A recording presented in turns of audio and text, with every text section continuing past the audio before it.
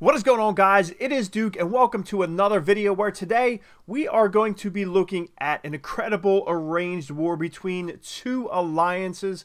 First one we're talking about is the Reddit Alliance clans. Everybody knows Reddit. Everybody in the world knows who and what and where Reddit lies. That is right. They also have a humongous conglomerate of clans in Clash of Clans. So you got a group of all-stars from the Reddit Alliance clan, and then you also have the Warsmith Alliance.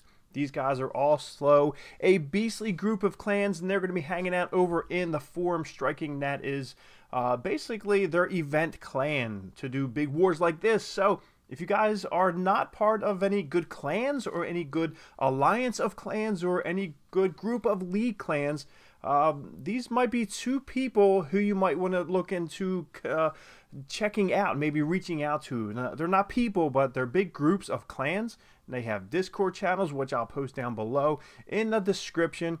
But you might want to get involved. Some awesome things going on. So let's get in and check it out.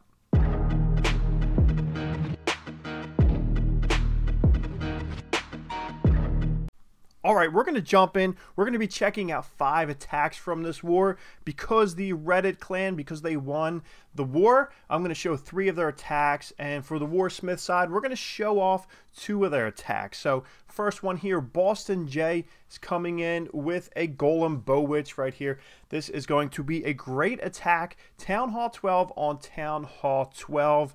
And as some of you may know, these things could get difficult, but he shows off an amazing attack strategy right here. Some perfect funneling with the Golem and the Witches up top, and then also down below with the Wall Wrecker going on. So I call it the Battering Ram. Some people call it the Bus, but he draws out the Double Dragon combination right in that CC right there, and he's just destroying this base very fast. Now, the one little side note about all 5 of these attacks is that they are relatively quick triples. So I didn't want to go off and check out some war hits that were like 3 minutes long, taking the whole time. These are pretty much get in, get out, smash and go type of hits. So Boston J just going through, showing off his strength, just how well he does in war. So right here, Boston J does an amazing job. Me being a Philly boy, I don't know if Jay is from Boston or not, but you know, down here in Philly, we don't take too kindly to Boston folks or New York folks, but that's why we have to show them some love on this one. I could not really look past this attack going up against AC. So a beautiful one. He still has the ability for the Queen. He just pops it right there. And on the back side, a whole bunch of bowlers and witches with the Barbarian King and the Warden coming around the mountain up top there, making quick work of this Town Hall 12. So it's not too often here that you see Town Hall 12s drop so fast, but this is a strong attack strategy. But let me know in the comments down below, what do you think about witches? I think witches might be becoming a problem in the game. I think we might need to see a little bit of a nerf to them. So I know it's cool to always see these triples and to see these attacks, but here we also see a gut punch. I know over in Orion's Nebula, that is one of the Reddit All-Star clans. They call it something different, but that's a little bit more than the PG-13 rating we have going on over here, or PG. But as you can see, we got the Giants, we got the Witches, we got the Bowlers coming down all in succession. Here comes the Heroes ripping on through, and this one is also a 2-minute battle here as he takes down Town Hall 11 on Town Hall 12 on Town Hall 11. So this one is a good one that's going to rip on right through. So XP 3R7, not really sure what that means, but this is a really good attack, a really strong attack, just tearing down this base. As you can see, single target Infernos on the back end. And when you have witches involved in the attack with single target Infernos, it's usually a problem. So this one right here, he's got the freeze spell down. He has another freeze in the bag and also a heal spell, but the majority of this base is already taken apart. As you can see, he's jumping right in there. One Inferno Tower down, heal spell ripping through on the back end where the Wizard Tower is. And by the time they make their way over to where that Inferno Tower, the last Inferno Tower lies, it's going to be a quick bidding and it's going to be out. Free spell right down on it, May have wanted to hit that wizard tower, not sure, but he goes ahead and takes down the Inferno tower. Meanwhile, Queen is on the back end doing her solo thing. Not really sure why she's hanging out back there, but some giants in there tanking. Bowlers are taking down wizard tower, and then they're just going to come right on around and make the best of this one. So as you can see, we got archer tower, mortar, archer tower, cannon, which spells doom when you're talking about these troops that are left right in there. So the Grand Warden going to come through and take out what he can with his little staff. And meanwhile, it looks like some bowlers are still getting the ability from the Warden, the Eternal Tome. Going through, it looks like cannon is all that is left. They're focused on the giants, and that is going to be a huge problem because they're not going to do much work. So great attack in here. I like this one. This was a real fast one, but this that attack too is also a strong one. So that is it for the Warsmith Alliance. So we're going to look at for the Reddit Alliance clans. We're going to look at this one here. This is Hypernova coming in with a Town Hall 12 hit.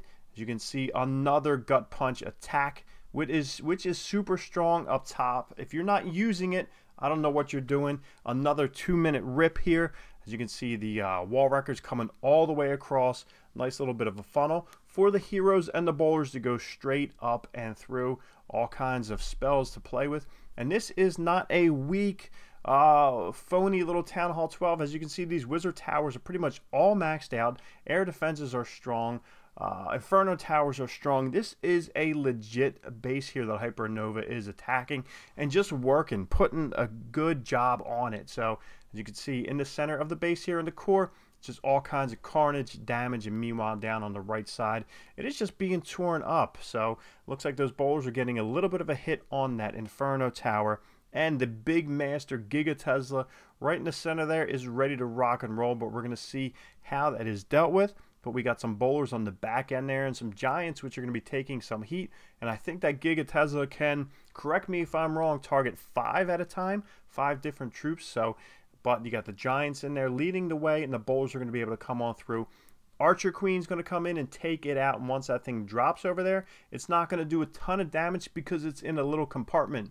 Meanwhile, we got a nice little Tesla farm right up on the top in a V shape there, and the Inferno tower right behind them, just flanking them. So it looks like Expo is about to drop, but we still have the heroes in there coming through as far as the Queen and the Warden goes. And really, once they take out that Archer, that Inferno tower, it is going to be all she wrote, because the Archer tower is going to have a hard enough time with all those little witches rolling around through all the little skeletons.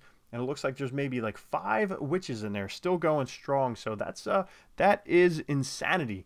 That is really much just overpower strength, as you can see. 10 witches to start with, and it looks like the majority of them, maybe 6 or 7 of them, made it right on through to the end. So witches are insanely strong, which is a bit of a problem, I think, right now in the game, because there's so many people just using them, and we're not seeing a whole different parity. This one is, again, a gut punch by Kingstar going up against R. Jones, just coming up on the top left side. We're talking about a Town Hall 11 versus Town Hall 11.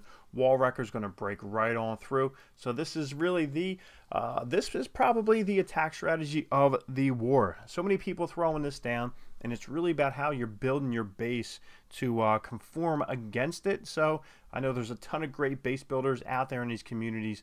I'm sure that they are looking to kind of work against this thing, kind of just bat it on back. But as you can see, it's so strong now. I think right now you're seeing the offense in the game is just so much stronger than the defenses. So maybe in the next update we might see something that is going to combat that. I think there's a few tricks up Supercell's sleeves. I may know a thing or two about that, but we shall find out. So stay tuned. Make sure you are subscribed. Make sure you have that little notification bell down on the bottom that rings. Make sure you have that. This way you will get notified. I know I get many notifications a day, whether it's Echo, whether it's Klaus, whether it's Clash, Bashing, even Spooby Goon. I get all their notifications. So make sure you drop the little notification button, a click right there. As you can see, this one is about to go through, and this attack was maybe, what, 90 seconds? This was like a 90-second attack, so Town Hall 11's just tearing through. These attacks, the gut punch is like a knife through butter, but, you got to do what you got to do. If this attack is so strong, keep using it. Keep using it. The next one we're going to get into is just a few down. Looks like this last is going to be Wolverine. So that is not Wolverine, Wolverine. So going through with the Town Hall 10 triple, using, instead of giants on the gut punch, using golems. So you don't really get to see too many golems. A lot of people are using giants in place, but this attack strategy here at Town Hall 10, wow, Town Hall 10 is very strong also. So 2 golems down, witches behind them, then bowlers coming on through. You always want to flank those witches with the bowlers behind, because you get them to spawn up the skeletons. This way you're dropping the bowlers on the back end, and by the time the defenses are able to react, they are reacting to the skeletons and not the witches, and before they know it, they're getting bowlers down their throats. So as you can see, right all through, Wall Wrecker is just coming right down the center of this base. Meanwhile, heroes are right with it. So you got the Barbarian King, you got the Queen in the back end just picking off bases.